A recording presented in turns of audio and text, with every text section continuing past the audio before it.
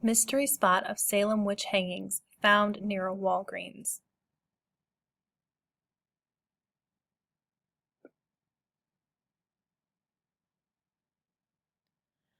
The morning of June 10, 1692, started with a hanging in Salem, Massachusetts. Bridget Bishop was a Salem woman convicted of witchcraft. In truth, probably her only crimes were gossip and inappropriate behavior, at least by the Puritans' strict standards. She was taken to a spot near Salem. Her hands were bound behind her back, her legs and petticoat tied tight, her neck was slipped through a loop of rope tied to a tree branch, and she was placed halfway up a ladder. Even then, as Bishop said she was innocent, the ladder was kicked out from under her. Within a few minutes, she was dead. Bishop was the first of 19 people to be hanged in this spot more than 300 years ago during the Salem witchcraft trials. But until this week, no one knew exactly where it was that Bishop and her fellow witches had been killed. Villagers could see the ledge. They were killed, it turns out, on a wooded ledge overlooking town. At the time, the spot could have been seen from houses in the village below. It let everyone witness an example of what happens to people who break the law, said historian Emerson Tad Baker, a member of the Gallows Hill Project, which found the spot.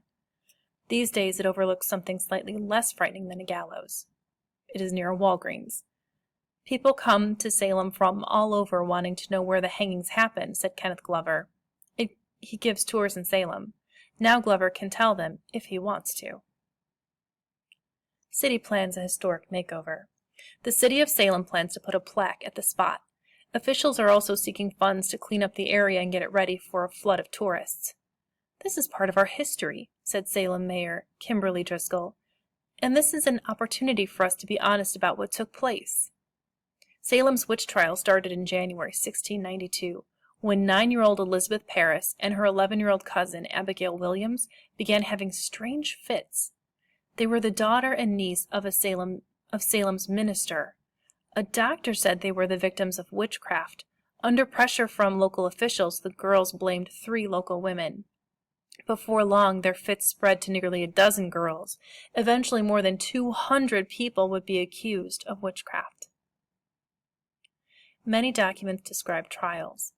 More than 1,000 documents survive from the Salem witch trials, Baker said. However, none of them says exactly where the 19 people were killed.